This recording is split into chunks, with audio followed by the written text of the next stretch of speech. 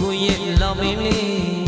မောင်ကပါညာလေးတဲ့မောင်အလင်းတွေဖေးစွမ်းခဲ့သူရဲ့မင်းကိုကြည့်စုတင်နေကိုဘဝရဲ့ချစ်တဲ့ညီမလေး